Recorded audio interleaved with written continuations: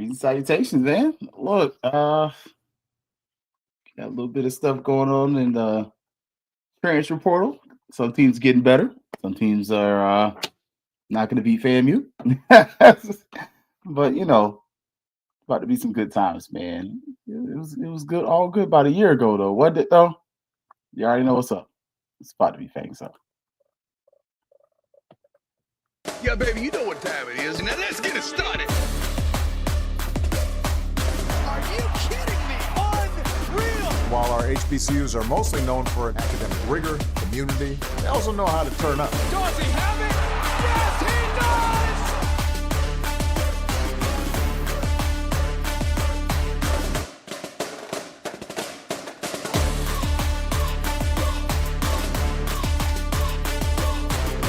And that might be the knockout punch.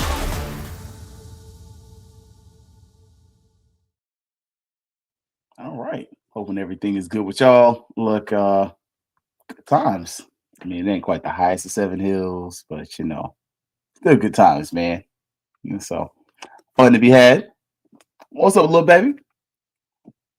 What's up, Ashford? Have we signed anybody at transfer portal? I will say, if you want to get some really good insight on the transfer portal, I ain't gonna lie to y'all, and I'm not just pouring water on my own pond here. Go check out my boy Gerald from Tallahassee Democrat. He has been doing great. Consider his brother about to graduate in a couple of days. Yeah, I'm about to ask for your cash out, Gerald, because won't be able to make it to the graduation. But I definitely leave a little something that'll help you make your way to your favorite restaurants. Hey, at least I'm honest, man. But man, it's a good time here, man. If you missed it, the boosters did have their meeting. We got in kind of late, so didn't put it out there. But make sure when we're going, make sure that membership is tight. So you will be seeing that. So in the 2025, we're just going to be very consistent about having all those meetings live and ready up there for you. And so, trying to make sure my audio is straight over here. I can hear it over here. So making sure I'm good. But that's why you see me looking down, like just checking. So, but it's a good time, man. Like I said, I'm trying to see if I can pull it up over here on the side computer, because Gerald has a live tracker going really solid. So I don't have it up there right quick. So we'll pull it up though. But hey, I don't have too much right now. We are interested. We are interested in 6'2" quarterback from Central Michigan. Some good players. And honestly, if you're FAMU, the question is not just can you offer them, it's can you get them? Like that's definitely the question, because we've seen where some schools are already starting to make moves. Look across the track. It's almost across the street. But you'll start to see like they got Castellanos, that quarterback from Boston College. So you're gonna start to see like I fully anticipate as this goes along, we're gonna see the chips kind of fall where they may. Like what kids are gonna be going to your larger schools, who's going to your smaller schools. And so here we go. Found it. Look. So we're going to jump into that in a second. So look, your fall graduates though, we had 28 graduates. That's why you come to FAMU.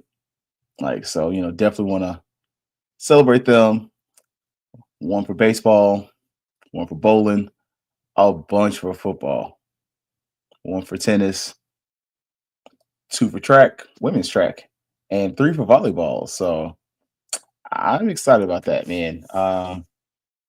Largely because we've seen how important APR is. And if these kids aren't producing and getting through, are we really doing what we're supposed to be doing as an athletic program? So, I definitely will pose that. I think we've seen some growth. I think if you go back and you watch that Willie Simmons press conference, you see a little bit of that kind of creeps in there too, like kind of like what we were falling short on, what we need to do, and then kind of what we can do. So, he kind of set a 3.0 standard. I don't doubt that some of that is coming from his experience at FAMU and some of the APR issues. Like we can lie about this or we can be honest about it. Like for a long time, there were some problems that was going on. So, yeah. Look, both men's and women's basketball though. So we'll jump into them. Get a little bit of vacation. We'll look a little deeper into the women's basketball on probably Sunday. A little to the men's real quick though. If you look at the men's basketball, 3 wins. Offense is middle of the pack. Offense and defense are both fifth in SWAC. So if you're kind of looking at and statistically, points per game, points given up per game, both in the middle. The only thing I put an asterisk next to that basketball points per game, you just dropped 100 on somebody. Like you dropping 100 points on a team and they're not Division I, that's where I start kind of being like, hey, y'all, we got to kind of level set on this one a little bit. Like, because some of this is skewed because you just dropped 130 points on somebody. Thank you. Like, the other part is, hey, defensively, it hadn't mattered. Like, you kind of been who you've been, especially against teams who are kind of at or near your level. So, I'm enjoying that one, man. Trying to make sure I pull this up here, get it ready. I am definitely going to try to utilize what Gerald may have given us. So, because Gerald, friend of the show, Tallahassee Democrat, has kept it up to date. So, man, sorry, that's what happens when you like wolf down food right before the show. It goes everywhere and where it's not supposed to be. So, and look right here, they did what they were supposed to do on the team they were supposed to be. You're right, little baby. Like, and honestly, how long have we been waiting on that to happen? like honestly, FAMU basketball has not been very good for a very long time. And all of a sudden, we get a little bit of decency. And the Fangs Up show host is a little complacent.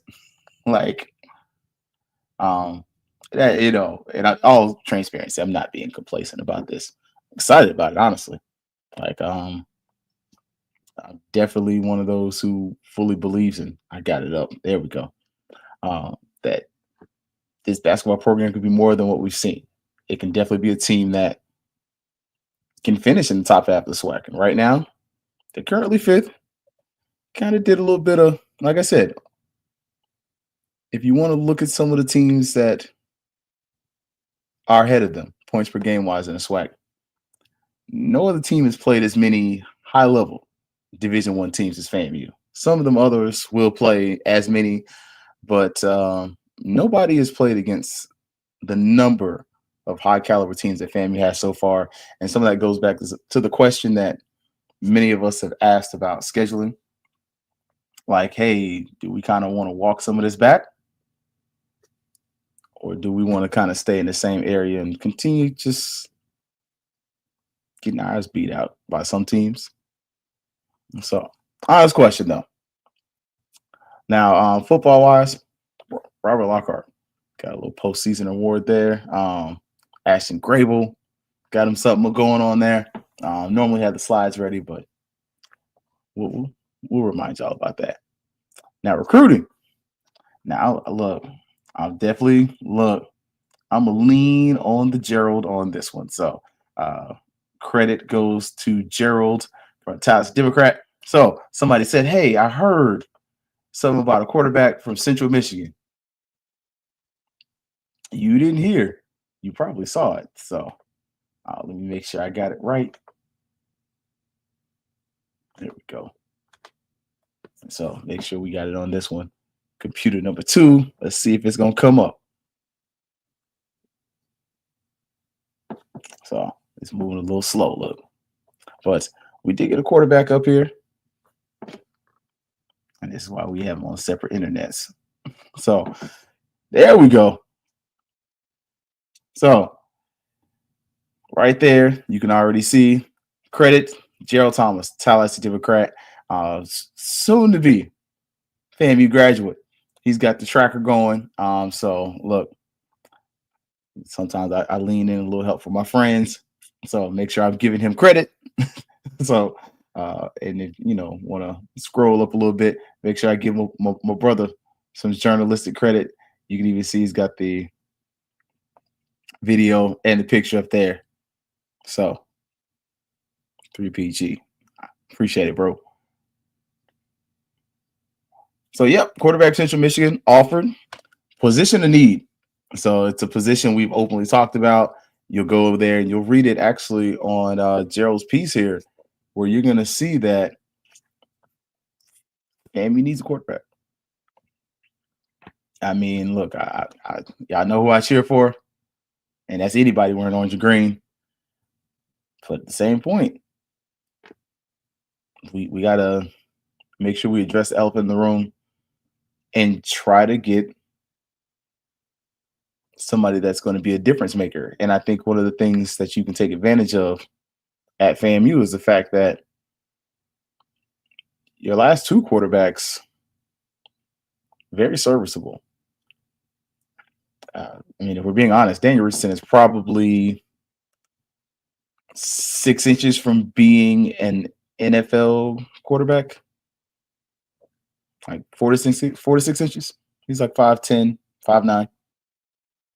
If he were probably 6'3", 6'4", he probably gets a shot. I mean, we saw Musa got a shot with the Bucks last year. You know, take that for how you feel about it. But Musa was on the practice squad late into the season too. Like late into the preseason, Musa was still in the preseason. So there's obviously some track there that opens the door for those that want to be a quarterback at FAMU. Maybe you get to the league. Like, I still wonder, you know, if some of the other quarterbacks are going to hit the portal. And the obvious question is, what other quarterbacks going to hit the portal? I mean, because we're kind of seeing these kids are hitting the portal asking for a lot of NIL money, depending on what schools you are, you know, talking to. And just saying, some of these guys could be a little disappointed when they see, like, yeah, you ain't gonna get that kind of money. The little baby says you don't need to be out of worldly to dominate this. You don't. Like, honestly, if we're being honest, a poorly coached football team, offensively, still almost won the SWAC. That's nuts. Like,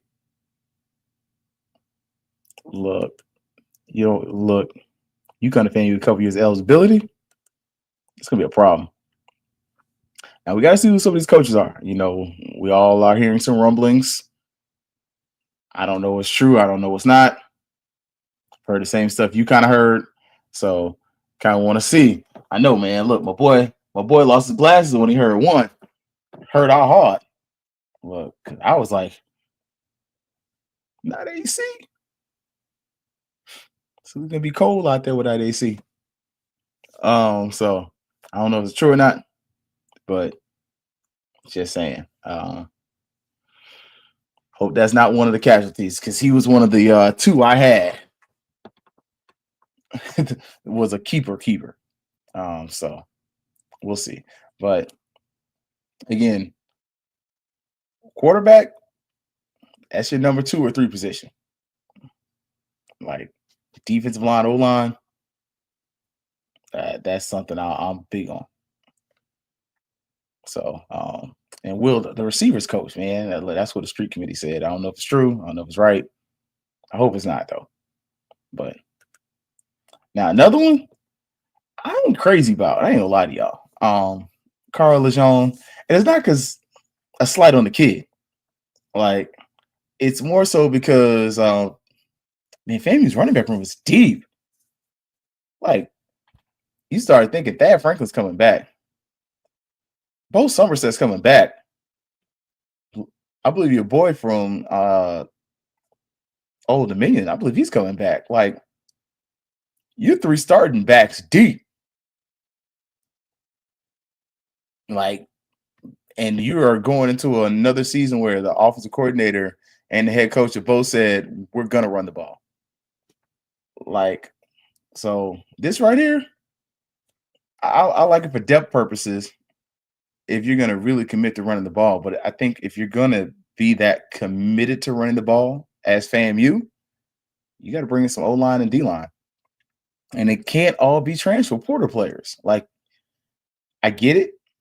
You want these ready-made guys who are experienced and proven, but the other piece is that's not how you produce a good farm system. Like, for those who've been rocking with me for a minute, y'all know I said last year when they kind of started doing the transfer portal, what I saw HBCUs kind of becoming in smaller schools, it's going to be a lot more like minor league baseball. You have the majors, which honestly, I think if you're going to say the Major League Baseball is obviously the NFL comparison-wise. Your high-level minor league baseball, your highest level, I would compare that to the FCS or FBS, excuse me. And then I think you're what we would call like old school AA baseball. I think, I think that's where you are. And I think for those kind of teams, you go back and you look at your history. I use the example of Negro League Baseball.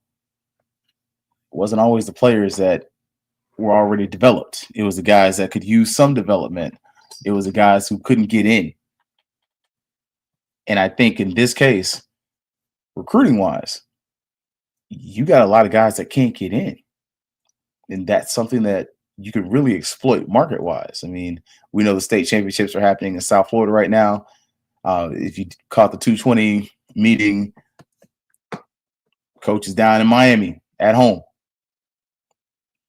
I don't know if you're interviewing with Willie or not, but hey, I'm pretty sure they've had a steak or two. But you're also looking at the talent there.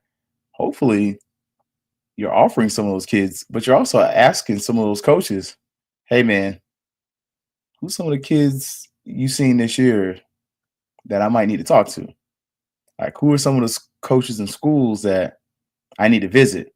Like, do I need to, if you're from Jacksonville, you're Rains, do I need to go to Reball? Do I need to go to Mandarin? If you're playing Jones this year, do I need to come to Edgewater? Do I need to go to Dr. Phillips? Lake Mary, hey, what's Seminole got? What y'all got over there? Papa got something worth talking about? Like, build your coaching network as far as relationship wise while you're down there, so that when these coaches are coming back, hey, I talked to Coach Da from FAMU. I mentioned you had some boys over here. They might want to come check out. Okay. And while you at the games and they're at the games, you could be hitting up some of these recruits and slipping some offers in, because we all know not enough high school kids getting offers. Like, everybody can't rely on the transfer portal. Like, it sounds good, but there's a reason you're in the portal. Like, it's not because you're the best kid out there. It's either because they couldn't afford you, they didn't want you, you didn't like the fit, like something just was a reason for you jumping in the portal. Whereas you can come in, get some new kids, bring them into your culture, bring them into your brand, raise them. You could literally raise these students like bring them up and have them say, "Oh no, I'm FAMU born, I'm FAMU bred, and when I'm gone, I'll be FAMU dead." Like, have them have that connection and that link to the program, because honestly, if these students grow up in your program, they're more likely to want to stay. Now, if they blow it up, if they have a Shador type season, Travis Hunter type season, hey man, it is what it is. you know, those kids, 3-star, 5-star talents coming out of high school, so they were supposed to dominate. But if they come to your school and dominate like that, that's good attention for you. That's good press for you. That's, we kind of talk about the eyes and people watching. All of a sudden, you've now also built a connection with that coach. So it's not just, oh man, yeah, he only want my kids when they come out the portal. It's like, oh no, I got this kid, man.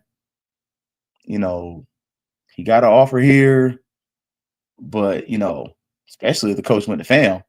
I went to FAM, or I sent some kids to FAM. Y'all took care of my boys.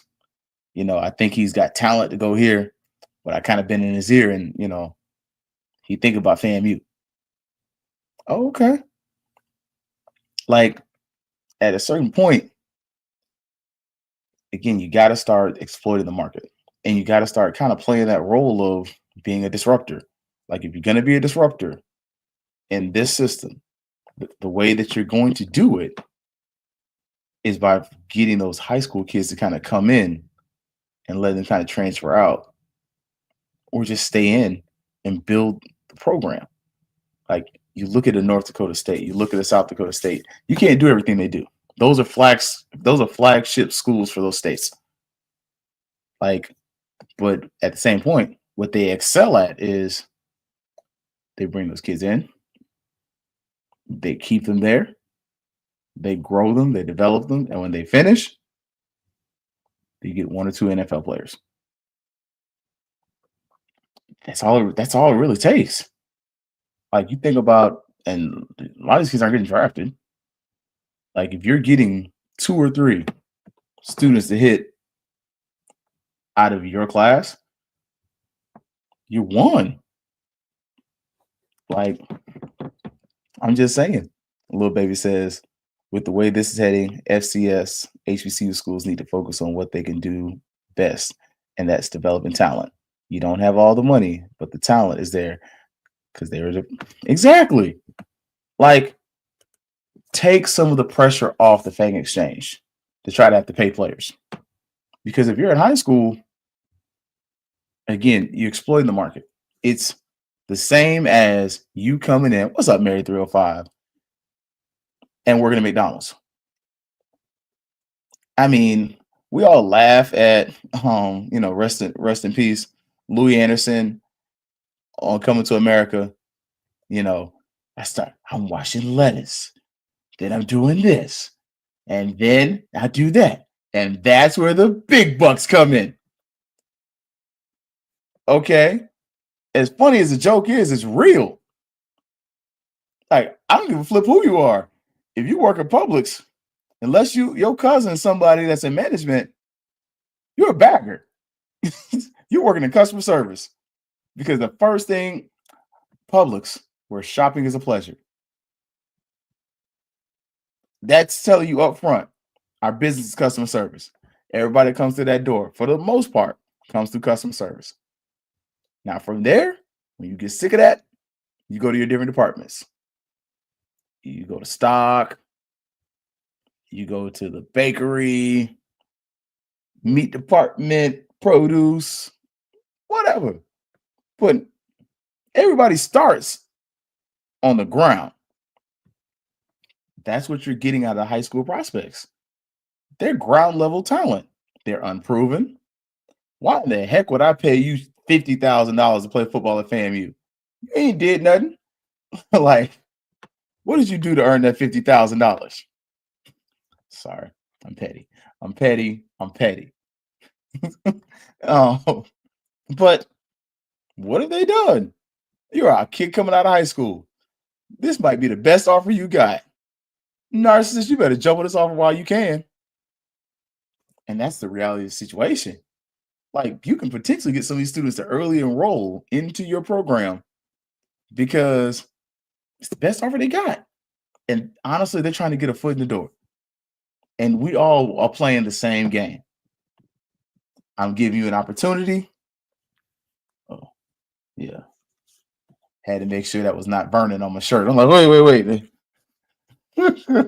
Oh, thought I saw a bald spot for a second. Like, that's venom. That ain't burning. Whew.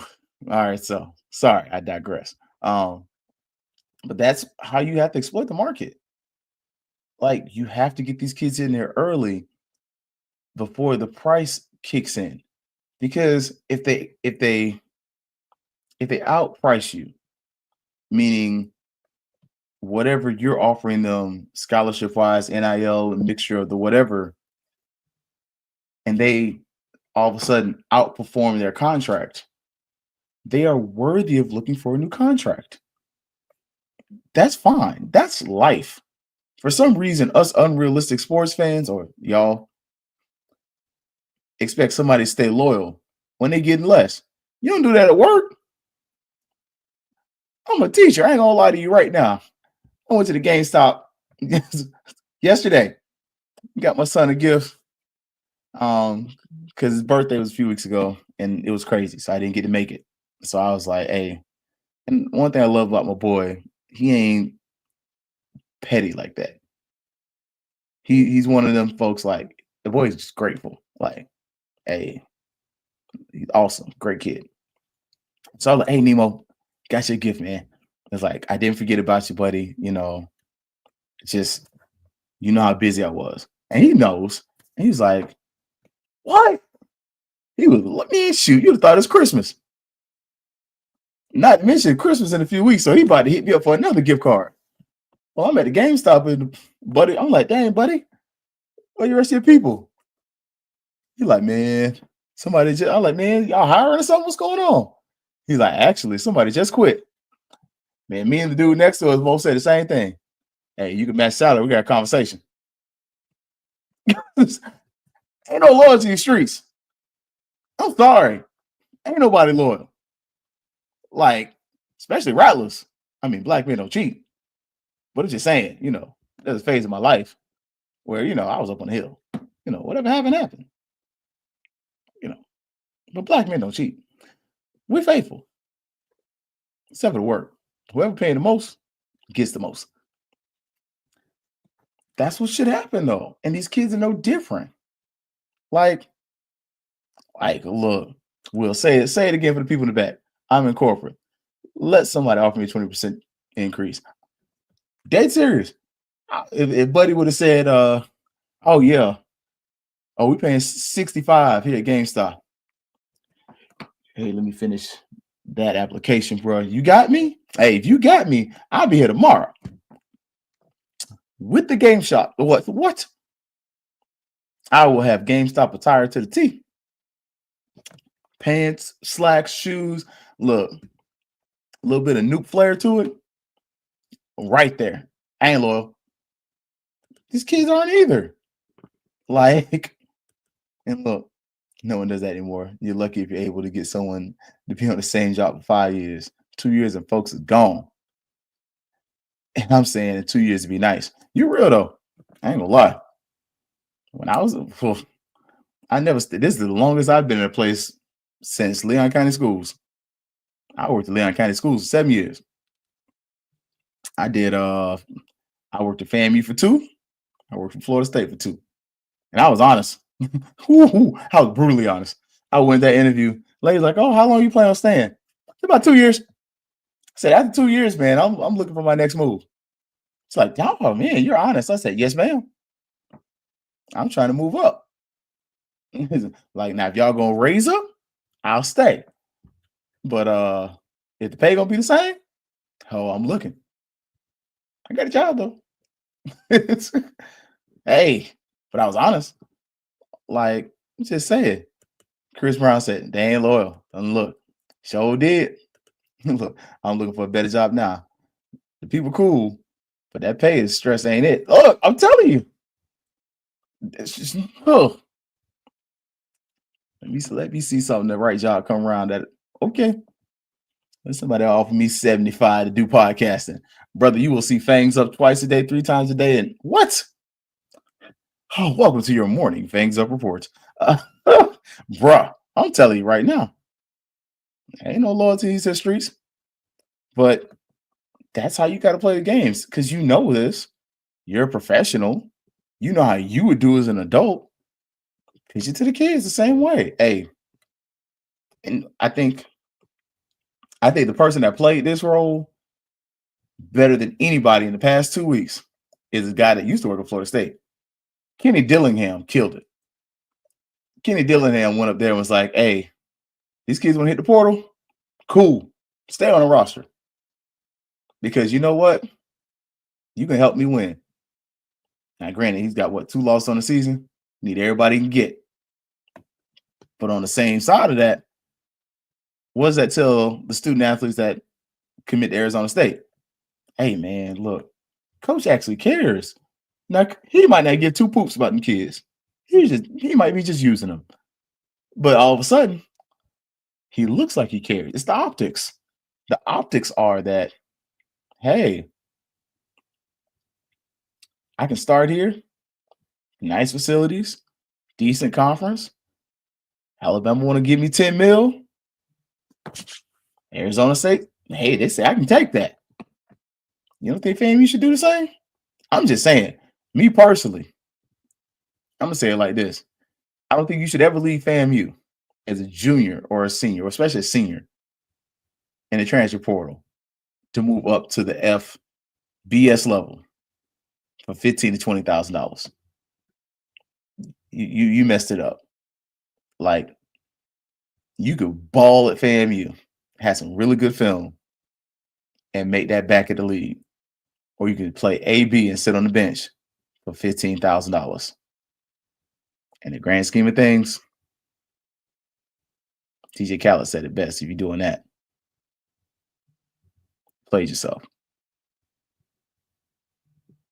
Like, play yourself. Play the game.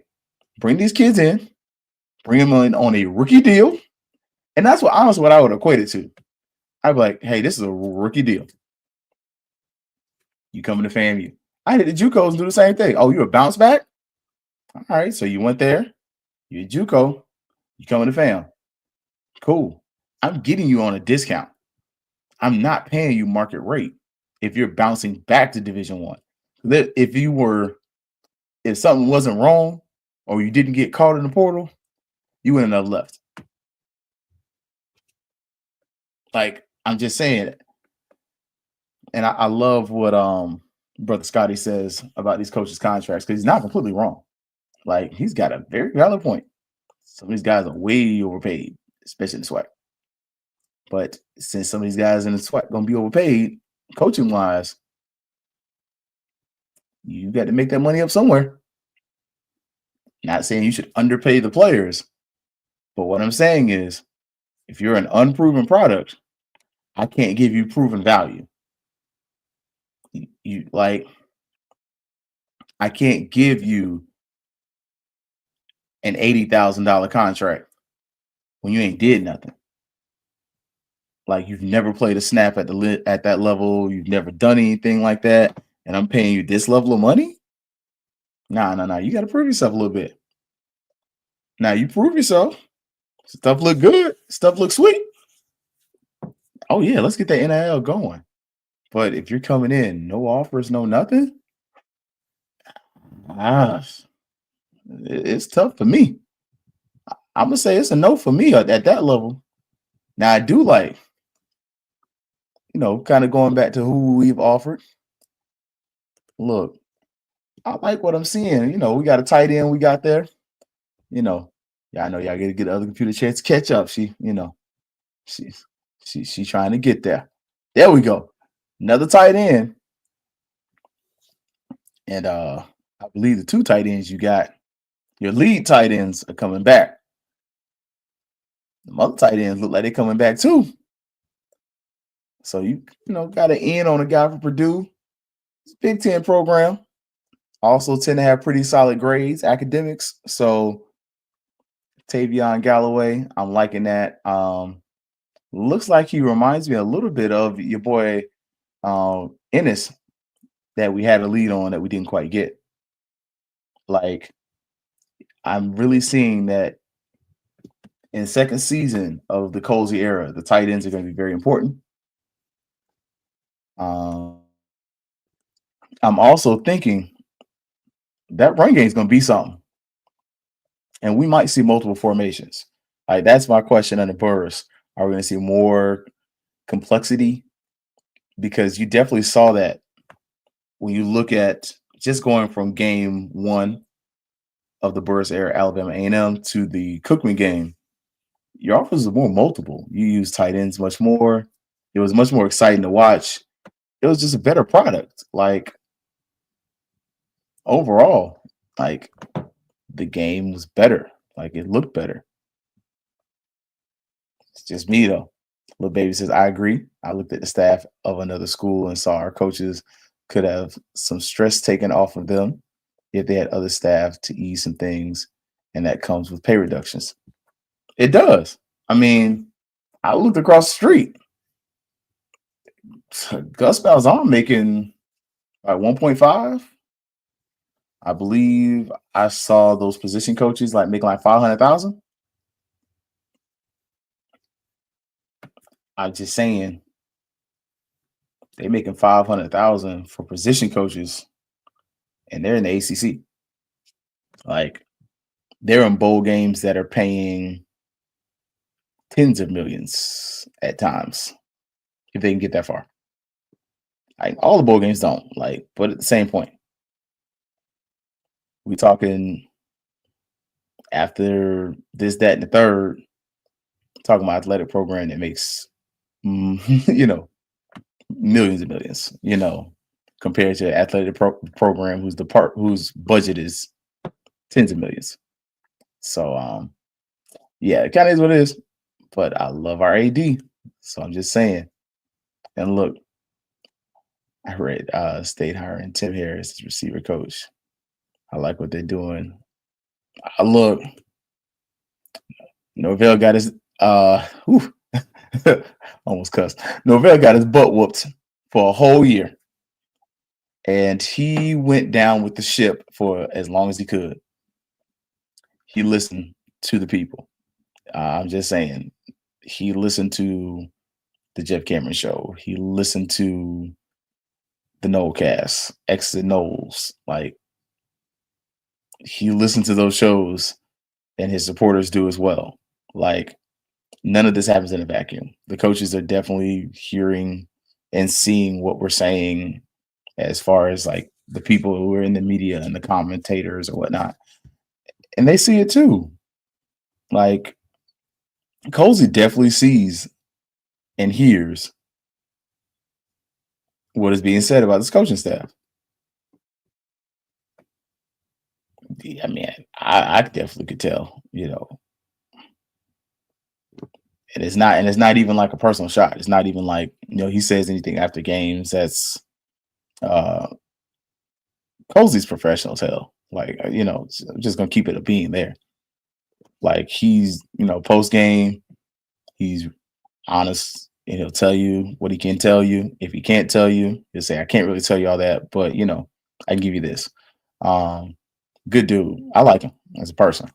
So just kind of going forward, he definitely heard y'all. And he defends his guys, though. I mean, you hear at 220 where people say stuff, and he's just like, sometimes he's gotten better about his poker face, because at first he'd be looking at folks like, man, this jabroni don't know what they're talking about. But other times he's kind of like, all right, I got to teach him a little bit, so can't be a smart ass all the time. And look, man, I told y'all that was coming to Florida State, though. I ain't gonna lie to y'all. And yeah, Cozy has been a professional about tough conversations. He really has. Like, he really has, especially 220. Like, he takes that thing personal. Look, more tight ends, though. Look, Jordan Owens, Central Arkansas tight end. 1 year eligibility per Gerald. Okay. I like that. Coffeeville normally produces some decent guys. We send a lot of guys from our area to Coffeeville from Florida in general. So um, another one they got is Will Sullivan, Florida Atlantic tight end. And I'm hoping, is he bigger than this? Like, I don't know if y'all see the picture. Um, he look like a receiver.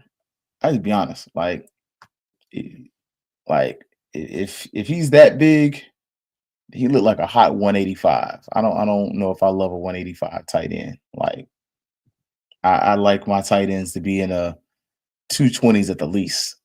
Like, and look, Marvin, you're right. Some tight ends may be blocking tight ends, and some work. Like you go back, you look at last year's roster. Some of those guys from last year's team were definitely blocking tight ends.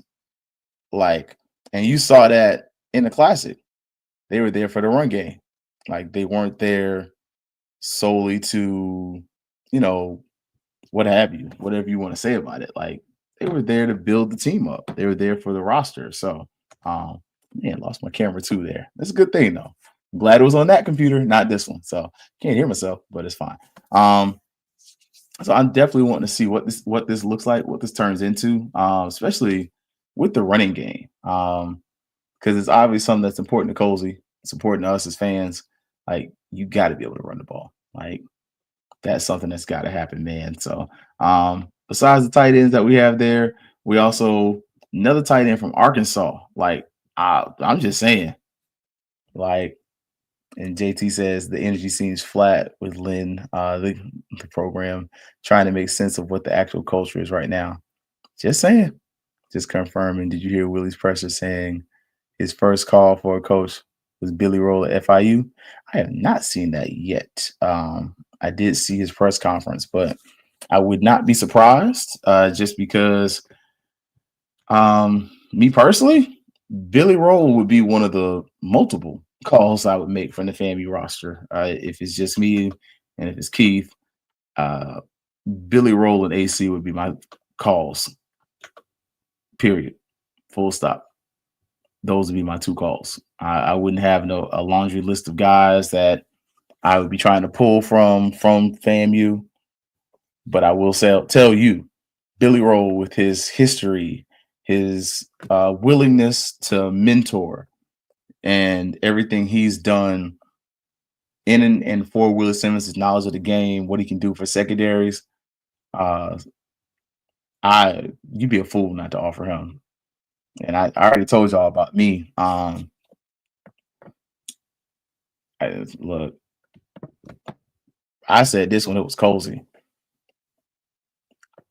You'd be a new kind of stupid if you don't offer Teddy Bridgewater a job. I told y'all I was on that when the season started.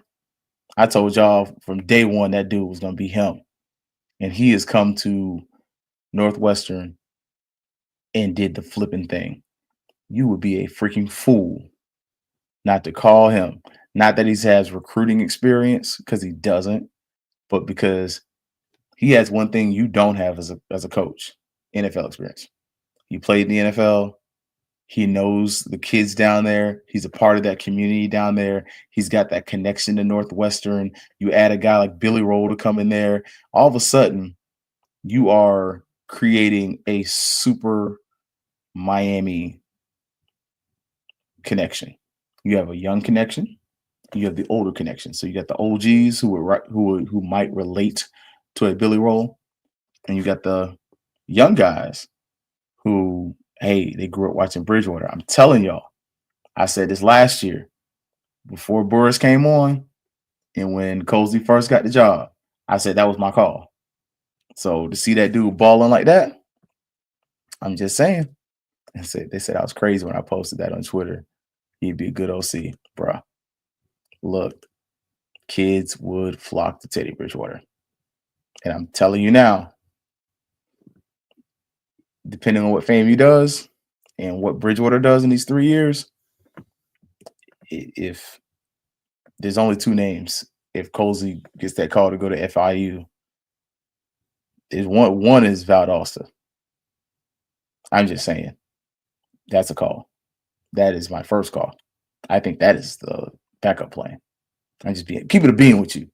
Like speaking as somebody who kind of has got to meet our AD a couple times, talk to her. One thing about people who have been there, they're always thinking. She's a chess player. I don't know if she knows how to play chess, but mentally, she's a chess player. She's thinking. She's always thinking. And so I'm gonna give y'all some of the stuff in the booster meeting at the end of the show. Like I told y'all, didn't get to run it. Got in really late. I don't like coming into meetings 40 minutes late and going live. That ain't my thing. But look, and this it's been said Bridgewater's contacted. We want to be a high school coach. Okay. I'm not gonna refute that, Dimitri, because I don't have anything to say is wrong. But I'm just saying if it was me, I was tough. And granted, he's made NFL money. He's getting a pension, so I get it. He ain't the only NFL coach with NFL experience who has spurned FAMU to go to high school. The coach at Jones, Elijah Williams, he was supposed to be on the FAMU staff, came back to go to Jones. And that brother's doing well. They're in the playoffs. Go Tigers. There's one. So yeah, let me see. Look, it did crash. We got it back though. So that's why I don't do the show on the laptop though anymore. But you kind of look at Gerald's sources, and again, if you want to Google it, I end up Googling Tallahassee Democrat. And I end up putting in there we go. I end up putting in pretty much FAMU recruiting 2024. And so another tight end though, Tyrus Washington. Yeah, I know what I'm seeing when you kind of look at these body types of these tight ends. I'm seeing a lot of Jeremiah Pruitts. I'm seeing guys that are kind of in between, like not the big time home run hitting tight ends. Tyrus Washington. I'm seeing an athletic guy, a guy that can play receiver, a guy that can also play tight end. Like I'm seeing some good things out of that. That's what I want to see. Like 2 years eligibility. Appreciate it, Gerald, again. But you're seeing guys that are athletes. And honestly, what we've seen in the SWAC, the teams that can run the ball win the SWAC. FAMU showed that. Like, Willie Simmons figured that out quick. He saw what Deion Sanders did. Deion had an NFL quarterback. You got an NFL quarterback going against second-team NFL guys at best. Some starters, but mostly guys in the NFL that are, for the most part, coming off the bench, if they're playing at all. Throwing to a receiver that's going to be a first-round pick. Like, just saying, most of these guys had very little playing time. You're right. A lot of them aren't getting a lot of playing time. But at the same, and that's why I say, EA, I really question leaning too heavy on the portal. Like, okay, you're not getting a lot of playing time where you're at. Why don't I get something with no miles on it? Like, I don't have a used car. I got my car new. It's got a lot of miles on it now. All my cars before that were used. But every problem on my car is my problem that I created. You give me a used car, whatever problems that came with it are the problems that were there before it got to me. So I kind of see that same thing with the transfer portal. You kind of used car shopping here. And if you get a lemon, you get a lemon, but you bought a Jaguar. Like, we all know you don't buy used Jaguars, used BMWs. They're money pits. You don't buy a used Mercedes. It's a luxury car. It says Mercedes. All those great things. But you get it and you're like, man, this mug got problems. And they're expensive. Nah, go get you a Toyota or a Nissan and call it a day. Like, it's going to run forever. If it's got some problems, it's cheap. Like, lean on that. Lean on the fact that these kids are coming in. Some of these guys are coming from SEC programs. They're used to SEC facilities. And some of them aren't coming from winning SEC programs. Like, just say it. Like, the money involved, I'm not leaving for money. Look, I'm not. And look, if guys getting playing time, they're not leaving for Power Four. Probably not. I mean, again, I can sell you NFL. Think about when Willie Simmons was here. He was selling you dreams. Like, Willie Simmons literally told y'all, and I've been saying this, he was a marketing major. That brother marketed FAMU. He would sell you all these guys. Oh, yeah, I got Jeremy Musa. We got folks calling about him. And you, me, and everybody else like, Musa ain't going to make the league. Like, I want him to get to the league, but is he going to start? No. Will he get a shot? Sure. I'm not even selling you that now.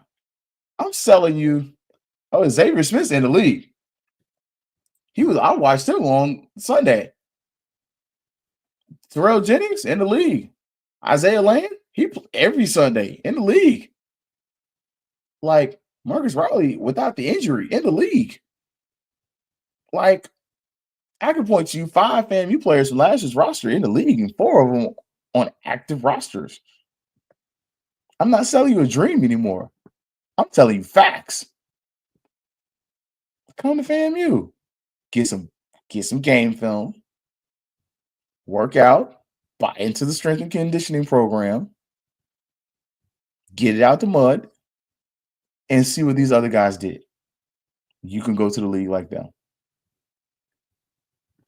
That's what you're selling to a high school prospect. Because most of those guys are high school prospects. The only one of them, 2 of them aren't.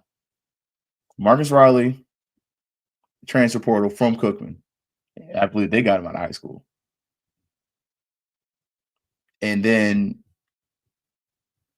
Marquise Bell, transfer from Coffeyville.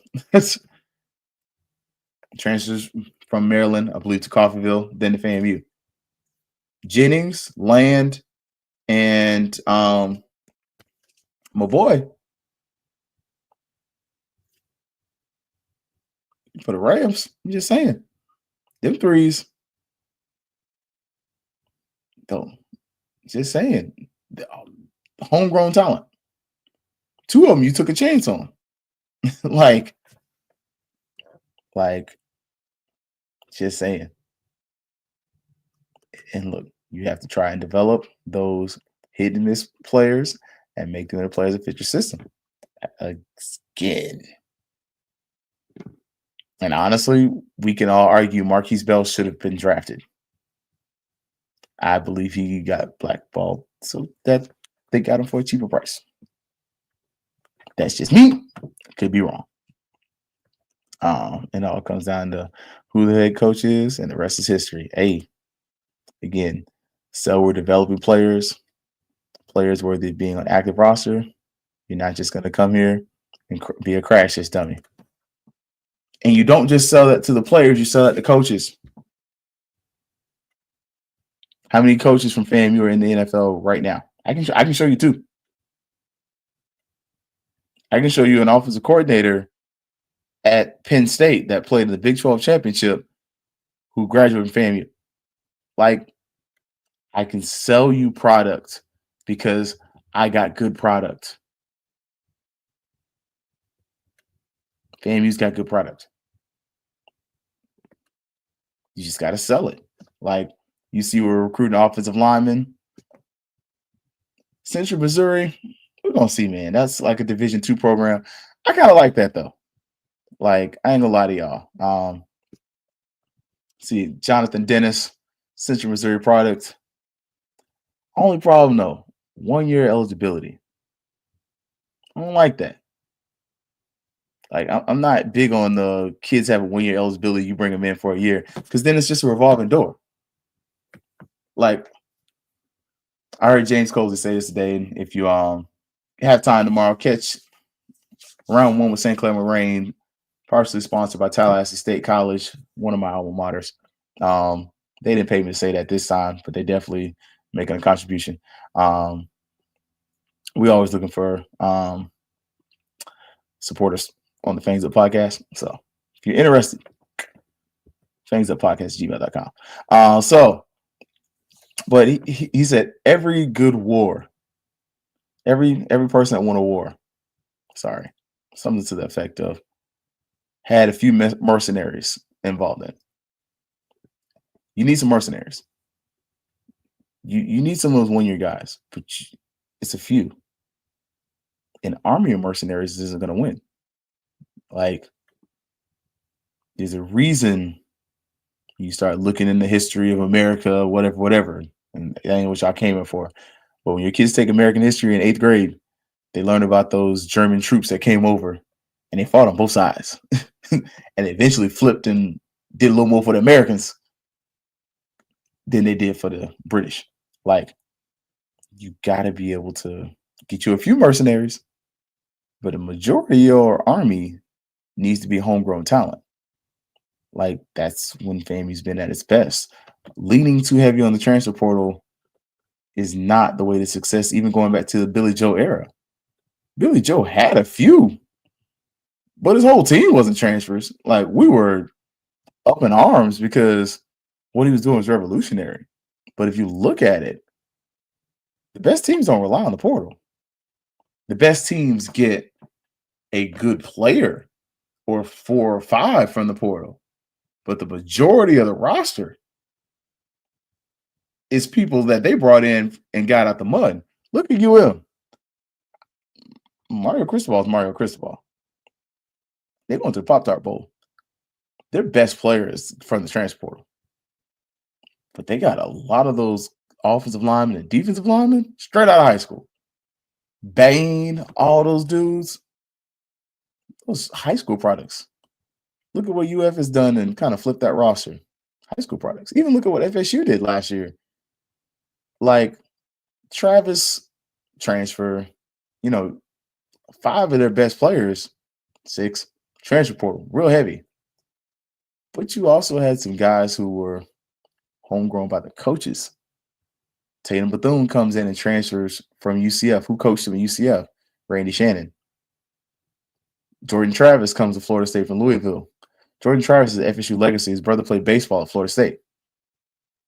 Like, Jared Verse did exactly what I'm saying FAMU should do. Goes to the University of Albany, SUNY Albany if you're from New York. Does great. Shows up. Has good film against Syracuse. Gets offered money that Albany can't offer by Florida State. Goes to Florida State, balls out. You go look at that defensive lineman. I forgot his name. That white boy's cold. Also for the Ram.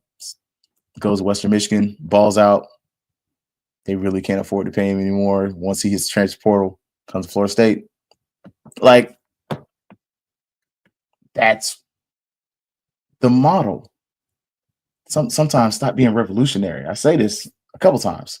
Sometimes you're just doing stuff differently. You're not revolutionary. Like, just saying.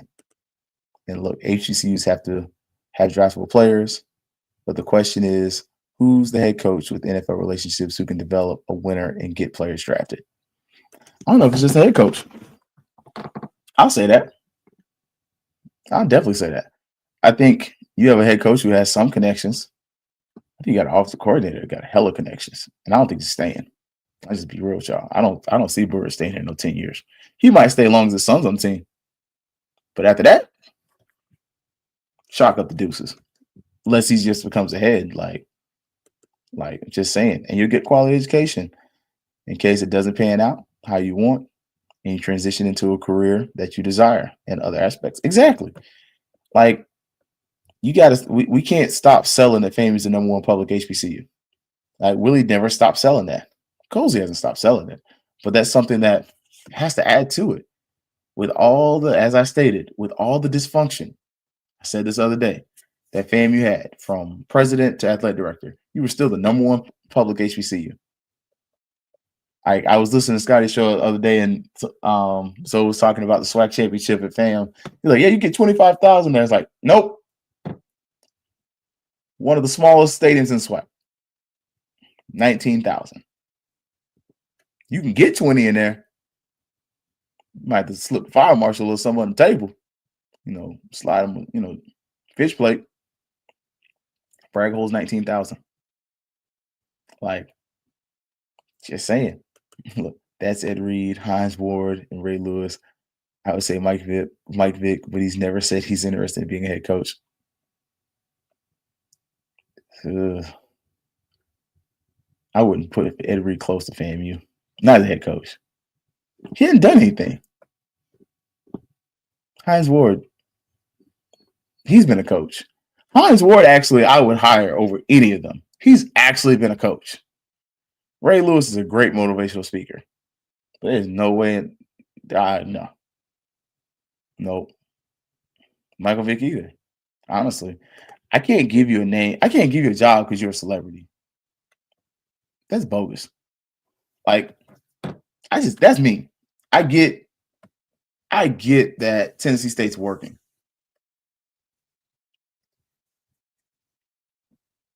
But no. Like, FAMU's done the hire somebody who came out the NFL a couple times. It's never worked. We've never had. James Colsey's probably the first coach that we've had. Okay, no. Reuben Carter. And if y'all know the little thing right there. He used to have a winning record, and he played in the league. But Ken Riley was a great athletic director. He was a solid coach, but he was a better athletic director. I can't give you a job at FAMU, the head coach, because you played in the league. Especially, I just can't do that. Oh, look. Oh, there we go. If facilities is the goal to acquire better athletes and get better deals to HBCUs, the figurehead is the way to do it. Where else has it worked? Give me that. You can't just give me Jackson because you can't. Nobody else can do what Jackson State's doing. And that's not being a slight. They have a stadium that was given to them by the state of Mississippi that Mississippi State and Ole Miss didn't no longer not want. Like, they didn't want anymore. Couldn't use. Like, they stopped playing a game in that stadium and they gave it to Jackson State. Who has done anything? Ed Reed burned that program down at BCU. He embarrassed them people. They got moved by embarrassment. It wasn't because of Ed. Dion was taking part of the gate. Hell, Dion still takes part of the gate. At Colorado, over a certain percentage, he gets part of the gate. Can you do that at FAM? Like, you got to sub me more than your name. Hines Ward is the only one I would honestly give a shot to. Any of the other ones I might bring in as a coordinator, maybe a position coach. But just because you went to the NFL as a Hall of Fame, doesn't mean you're going to be a great coach.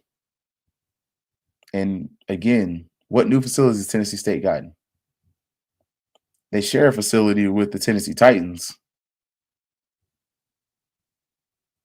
They have an indoor practice facility. They got that before he got there. They got a 10,000-seat stadium on campus that they haven't touched, that they should honestly move to, called Hale. Nothing. Like, Eddie George has zero experience prior 4 years ago, so that whole needed experience thing is a myth. Who did he bring in as assistants? NFL head coach Jeff Fisher was on his staff. Like, who else was on with him? Like, I'm just saying. Like, who else is there, bro? Like, I'm just saying. You need more than a name for me. Especially at FAMU. Thank you. Like, the lost part, we give a lot of credit to Dion. We don't give enough credit to his staff. Dion had a staff. He had his name. But Dion has always been the smartest man in the room to understand I need a staff around me. I would not give him a chance. He's too young. He's too young. Like, unless you're going to surround Cam with some coaches at FAMU, he's going to resonate like hell. He's a figurehead coach, pure figurehead. But, bro, Cam? Yo, he understands the game, but he's a little young. I don't know. Dion's also 50. Eddie George's 50. Ed Reed's 50. Like, your boy was a finalist, though. So we got to bring you in here on another time, keeping it, because I can never do. I think Ed Reed sounds good, but I don't know. Back to recruiting, though. So we got Cam Moore, UCF. I don't know if we can get that. I like our linebacking core, though. That boy from USF with him, I love it, man. Like, oh, look. Like, yeah. Especially up there on campus. What? Now you see what we've been dealing with for the past few years. Hey, y'all know me. I keeps it a bean around here. We offered a DB, Taquan Lattimore. One of the DBs we offer, he already committed though. So we're gonna see, man. Again, I need a little more time with these guys. So, like, I need our guys to be offered and having 2 years eligibility. Like, I don't need too many mercenaries on the roster. I know we got like 60 or 70 that are supposed to be coming back, but we gotta increase our numbers of high school players, hopefully, because we got some good guys that we've offered, but we got to get some more guys in here, man. Let me see if I can get both these on there. Tennessee State, we did offer a TSU Tiger. So Dion Villers. Okay. 2 years eligibility. I like that. Okay. Like, anybody playing defense TSU, I can kind of trust that. We see this kicker. We already mentioned him from FAU. Much needed position. Gotta have a kicker, man. Like, I'm just saying, need that. Like, and then, okay, look. And Gerald's kind of give you some more D2, letting it catch up here. Got Jaden Foster, Tristan Smith, Davion Turns. Like, I'm seeing some good guys, man. One of the things and trying to let it get caught up. There we go. So, and shout out to Gerald. Look, again, credit Gerald Thomas, Texas Democrat. This is his list. He created it. And so I was like, hey, Gerald, I'm going to use your stuff and make sure I give you all the credit.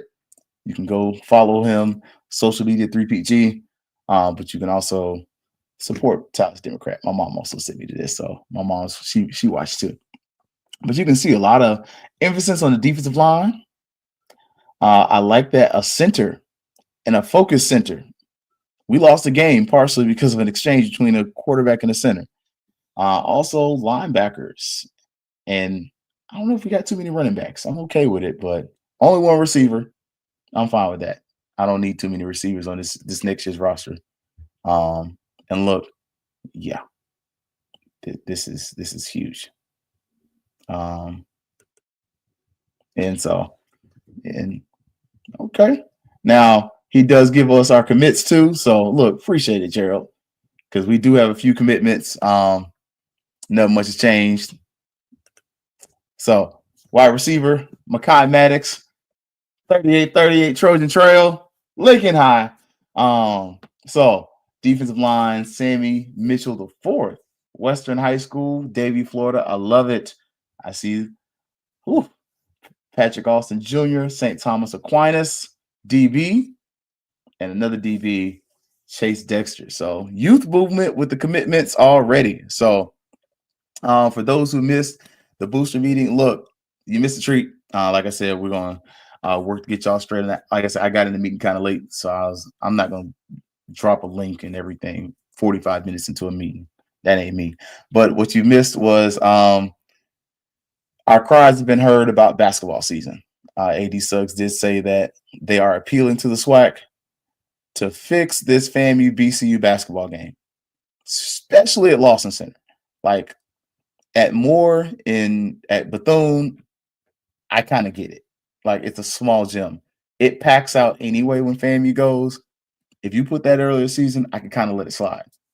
But FAMU basketball versus Cookman should never be in January in Tallahassee because you're literally going to get 700 people in there when that game by itself can draw 3,000 to 5,000 easy. Just for the simple fact it's FAMU versus Cookman. Real easy. Like honestly, if you are a better marketer of your program, of your properties, and really better at selling the product, this is a game where you put this on HBCU Go or SWAC Network, whatever, get your advertisers and give Cookman enough to bring a pep band and vice versa. And let the schools, again, the SWAC needs to create a rivalry week where each schools, they play against each other. And for your at least Southern, Jackson State, Grambling, FAMU, BCU, you can even do Alcorn and Jackson if you want to as well. Have their pet bands go. Like, so, yeah. So, yeah, no one's on campus when that happens. And yeah, it's 2 different nights. So, yeah, SWAC, we need to fix this. Other things, the field house is going to be getting some work done. If I didn't know, AD Suggs talked about facilities improvements. They've already got that going, and they are in the works trying to get a field house situation worked on. So preferably a new field house. And one of the things I said last year, wouldn't it be great if we used our facilities and used our infrastructure and what we have at FAMU to try to get some stuff done? You have an athletic director who gets it. So she is using resources to try to get a new field house. Not going to release everything because you wasn't in the meeting, you missed it. But she is using her resources and resources she can allocate to try to get a new field house. And it is not cheap. For the price of the new field house, you can get the plumbing done. So I'm just saying, like, I need a basketball classic to draw some bigger revenue. I agree.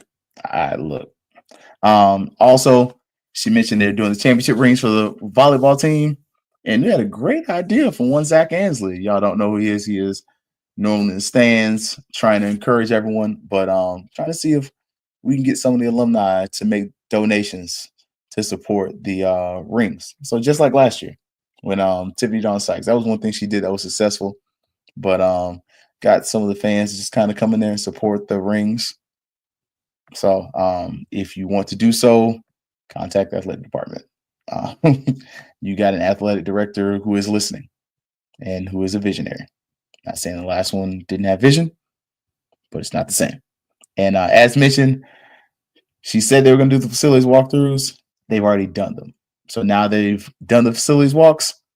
They're working to fix stuff and see when stuff needs to get repaired. So those are the biggest takeaways from the booster meeting that were productive. They had other parts where, really internal stuff that they're trying to work on to tighten it up and make sure everything by next year is on the up and up. So by the time we get them back on here on HBCU Digital, all there will be good.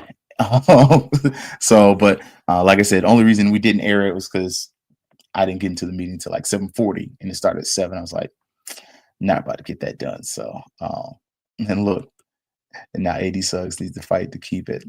Look, we really do. And look, AD Suggs, amazing. So, but again, you got athletic director, got some vision. Whoever she needs to lean on to get my basketball coach the rest of his years, give him his years. The only reason that you might be able to keep Curry on that discount at the end of the season is if the season kind of is like mid, because other schools might not pick up on the growth. But if he mess around and has a decent year, you're gonna have to pay that man some money. So just like I said, with the high school recruits, and you've seen we got some offers, we've got some commitments. You do the same thing in coaching. Keep these guys young, get them in early. I look forward. We got to set this up over the break because that figurehead thing, it works in some places. I love the idea. So we'll see though. We'll definitely have to set that up, man.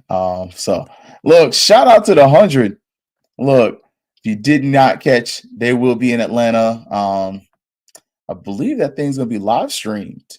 So if you go kind of click on the thing, it actually takes you to the stream on ESPN and lets you watch the Battle of the Bands. So it's FAMU versus NCAT, which is interesting. Like one of my homeboys hit me up and he was like, "Is NCAT that good?" And I'm like, "They're different."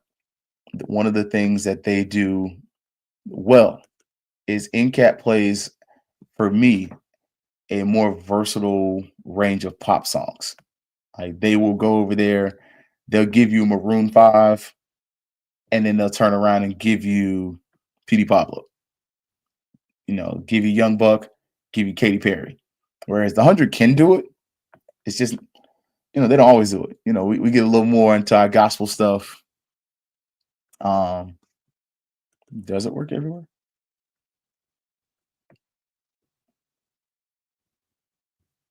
Okay. I can't say it's worked everywhere, but everywhere that has the infrastructure, yeah, that works. But yeah. And they will have 2 high school bands also, one of them being the Sonic Boom. Yeah. Okay. I welcome that. I welcome that conversation though. Definitely would be interesting to see how you see this, man. And you know me, I pull data, so be ready. I pull facts. I can't say it works everywhere, but it's just my interpretation of the situation. All right, y'all. For everybody here at HBCU Digital Network, we'll see y'all on Sunday. Kind of see what this ladies basketball team's got coming up, man. That high school bands thing got me though. I don't like the Sonic Boom of the South sound.